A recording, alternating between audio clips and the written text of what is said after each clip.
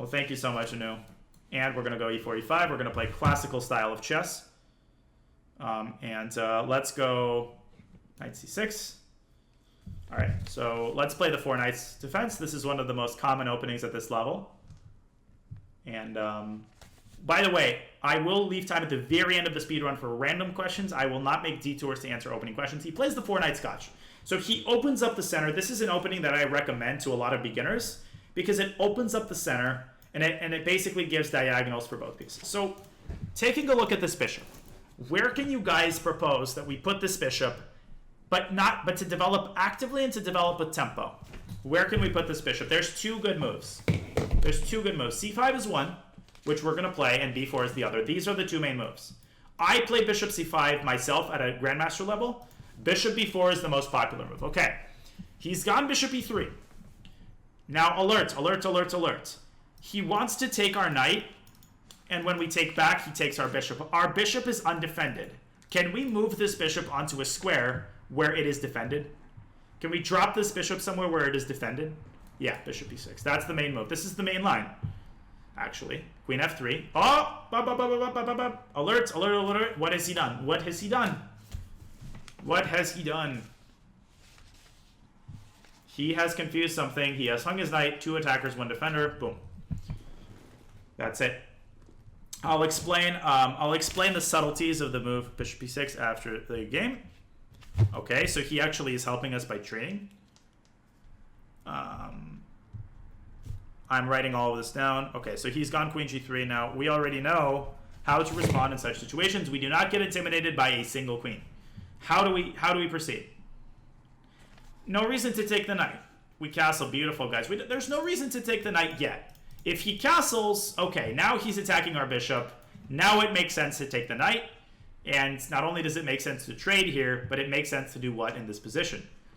This comes back to the principle that we do not take pieces at random, but if there is a pawn or a piece that's just hanging there and we don't damage our position by taking it, we take it. Now, it's going to be very important here, guys, to develop the rest of our queen side.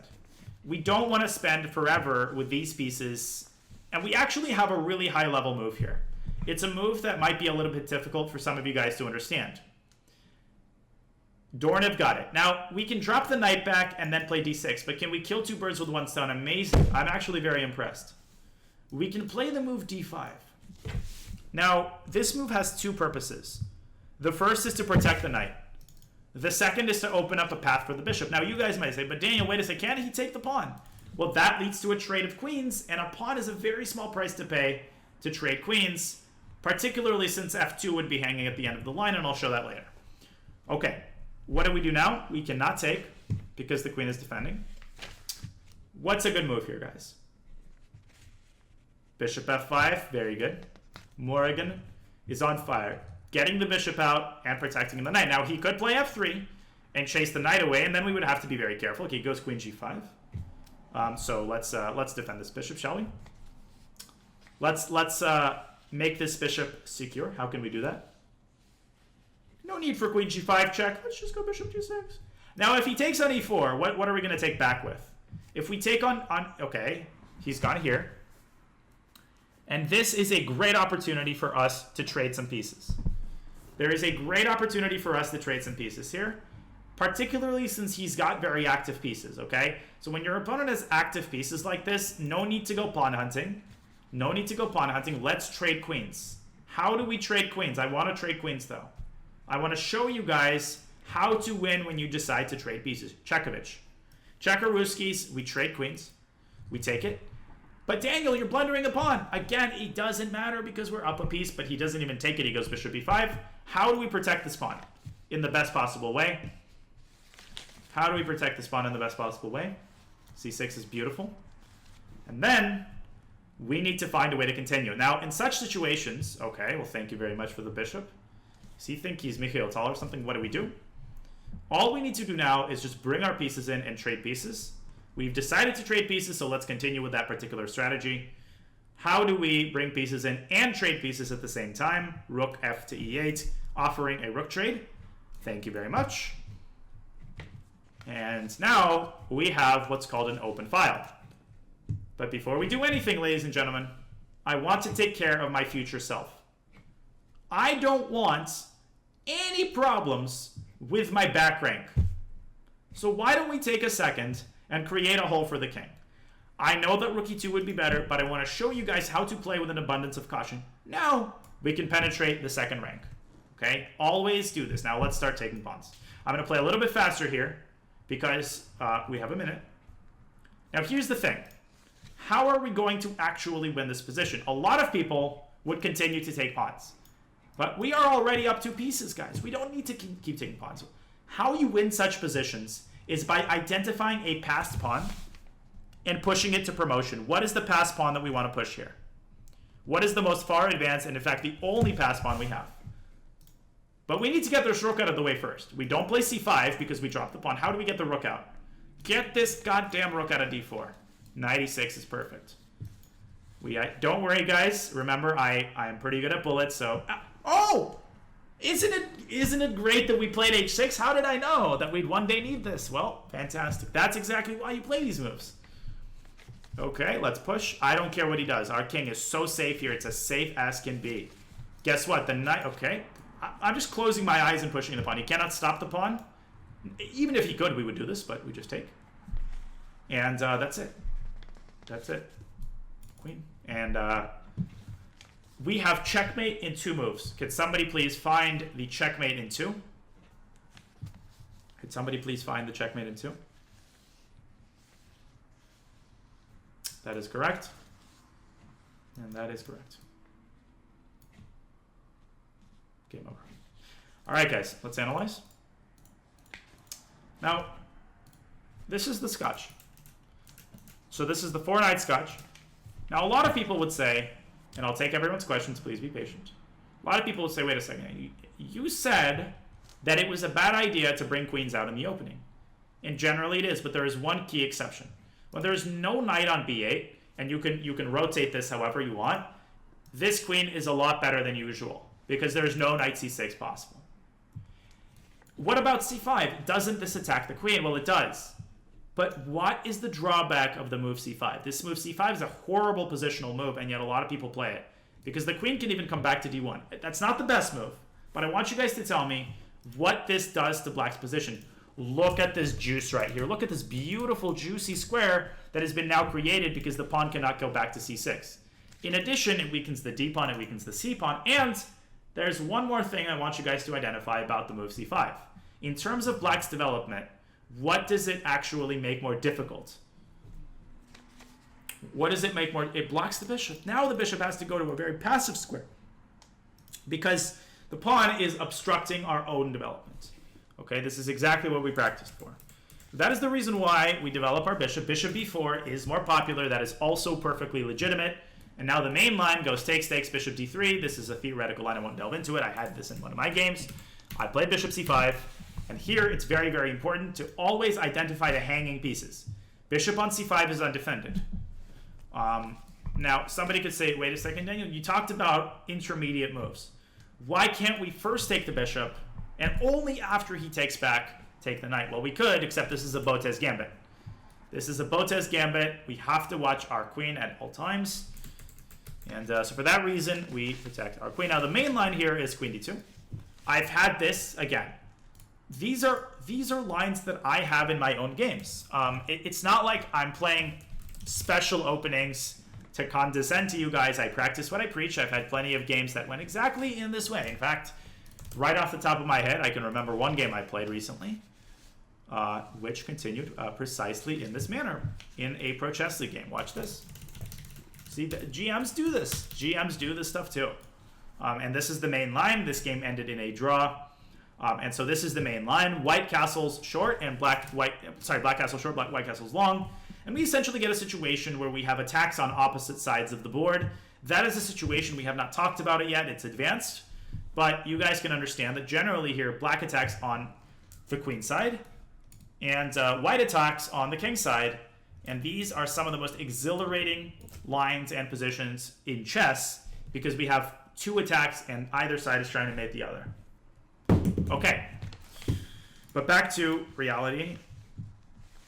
Mom spaghetti. Back to reality. Queen f3 was the move that he played, confusing it with some other lines, and he hangs the knight. And the rest is very simple. We castle, takes, not blue call. Thank you so much for the sub, Twitch Prime. Appreciate the support, guys. And he goes queen d4. Now this is the move that I think some of you guys might have found a little bit puzzling, which is the move d5. Why do we play d5? Again, I hope people understand, Jackster, thank you for the 5 months, that if he trades queens, not only can we recapture on f2, but even if we wouldn't be able to, this would be very much worthwhile. We only give up a pawn, and in return, we're able to trade queens. Okay? What else do I have to say about this? We could have dropped the knight back and gone d6, but this would have been a little bit slower. Could somebody explain to me why the move queen takes e4 would not win a piece because of the pin? And this is actually something that you would have to pay very, very careful attention to. Yeah, we're almost at, let's get this to 2,000, boys. This is close. But I appreciate all the support. It's not queen g5 check.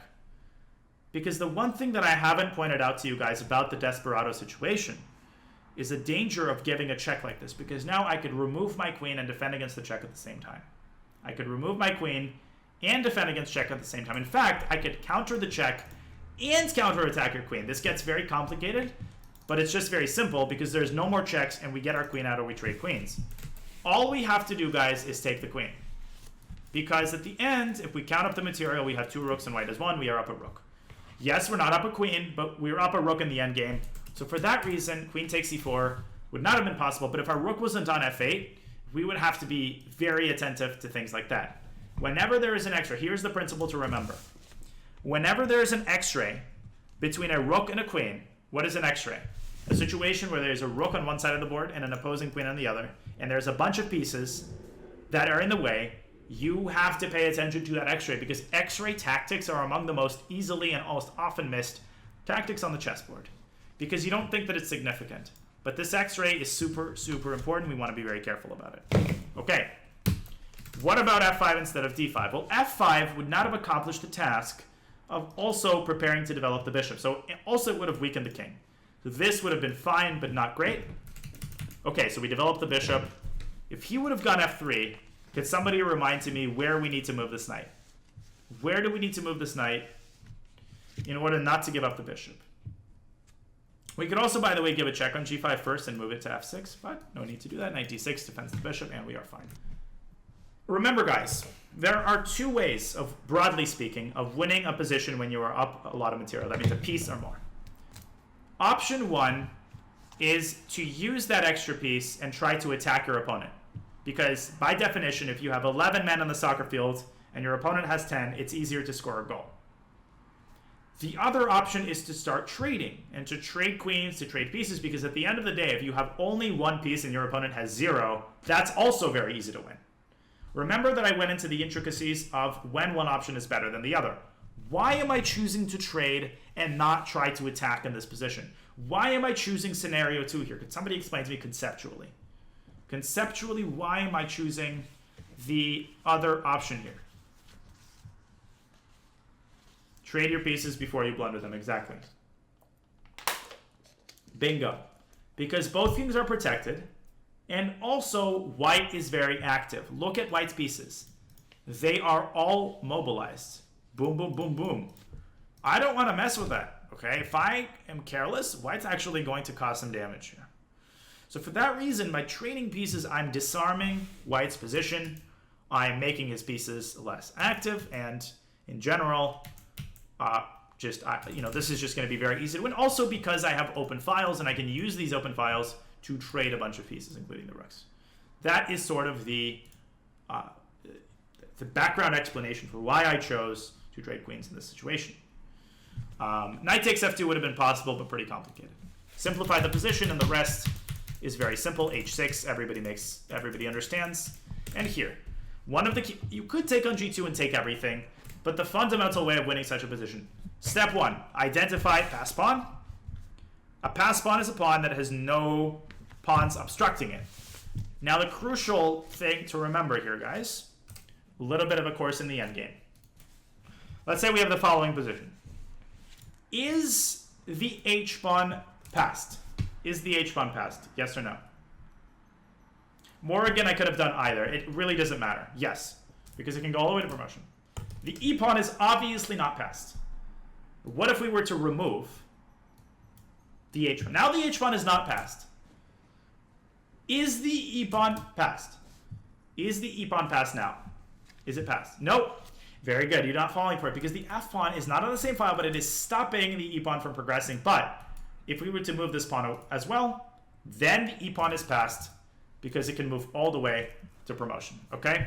That is the philosophy behind passed pawns. It's important to have that distinction in mind.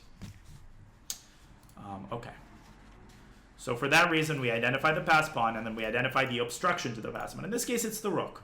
This piece is called the blockader. This is the blockading piece, so we remove technically the blockading piece, and we do not play c5 because that blunders the pawn, and we just push. That's it. All I'm doing is pushing the pawn, and then we deliver the checkmate. Very, very simple, very straightforward, no rocket science. Now, obviously, there is a lot more to it. There's different ways of winning positions like that, but this is the most classically minded. You just identify the passed pawn, and then you just eliminate the obstructions, or you create passed pawns. Okay, if you don't have a passed pawn, you can create one either by just taking a bunch of your opponent's pawns or by using your own pawns to orchestrate a breakthrough.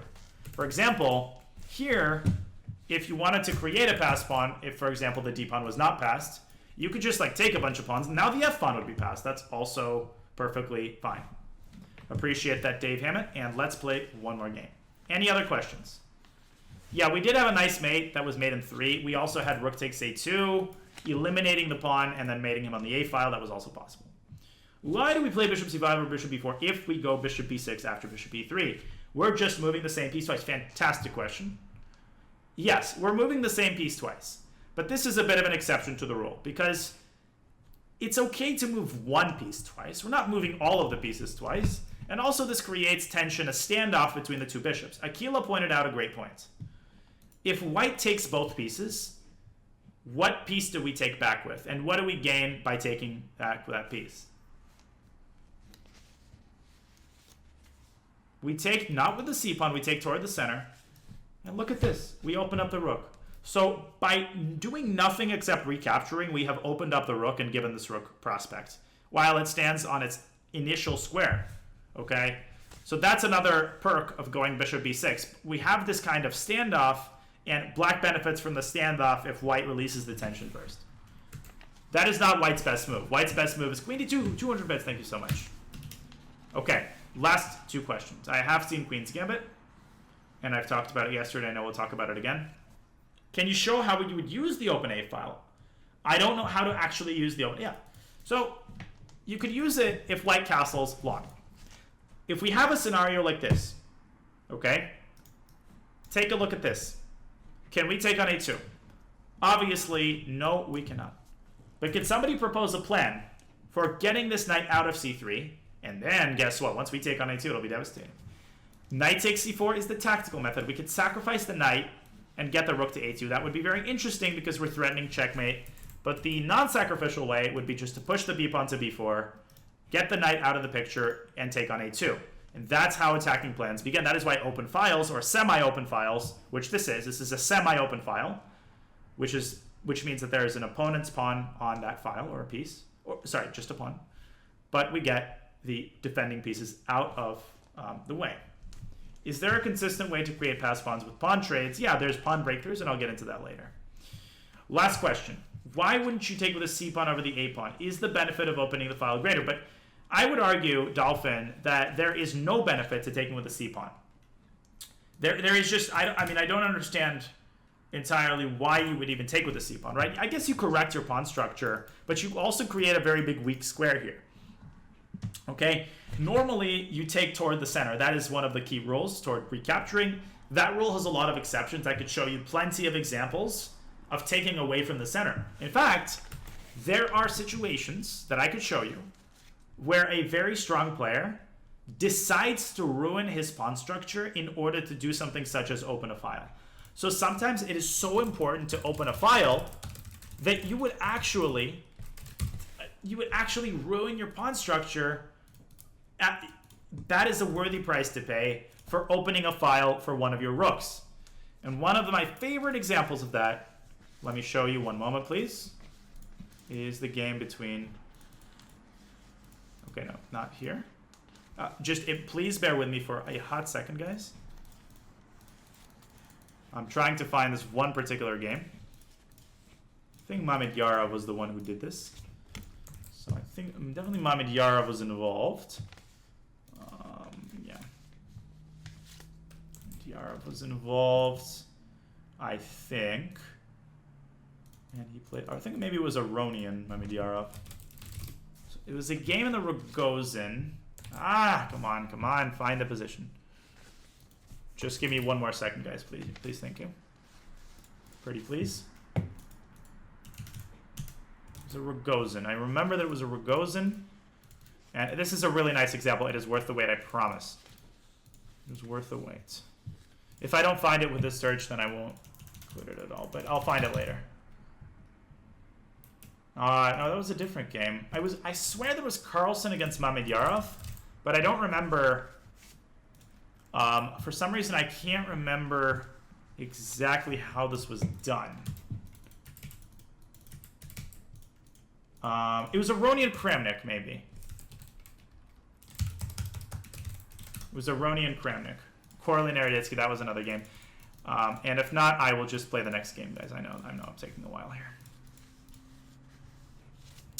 Aronian, no. Aronian Kramnik, no. Okay, guys, I'll find it later. The bottom line was that white took on g3 with a pawn rather than taking on h3. I will find that game, guys. If somebody knows what I'm talking about, maybe you can tell me who was playing. For some reason, I can't find the exact games. I don't remember who was playing. I will find it, I promise that this game exists. But for the time being, since I have only 10 minutes left, let's play one more game of the instructive speedrun. You guys ready for this? You guys ready for this? It was Carlsen Mamedyarov, I can swear. Or maybe Carlsen Aronian. Is it Carlsen against Aronian? Maybe Mamedyarov is simply in my imagination. Last search. Last search might have been Carlsen against Aronian. And then we will do some speedrunning. I found it! Yes! Amazing. I'm really pumped right now. I'm really pumped. Okay, I found it. 100 subs charged for seeing this game. Okay. So the bottom line is, in this position, this is what's called the Rogozin variation. And after knight takes g3, Magnus made a crazy move that was a novelty. This position had occurred a million times, and white always took h takes g3. Okay? Instead, Magnus Carlsen plays the crazy f takes g3, weakening his pawn, opening his king. And he does all of this in order to open that f file, because he thinks that one day he's going to put a rook on f1 by castling, and he's going to attack that pawn, which is exactly, well, it doesn't end up happening. It doesn't end up happening because Aronian, sensing that, castles the other way. But by and large, if Aronian had basically gone, well, Carlsen could have castled, and basically he could have gotten the f1. Long story short, it was a crazy move at the time. Why would you do that? But he won the game. So you can see at the grandmaster level, this kind of stuff occurs. Sometimes you want to ruin your pawn structure, open a file. Okay. Let's continue the speedrun.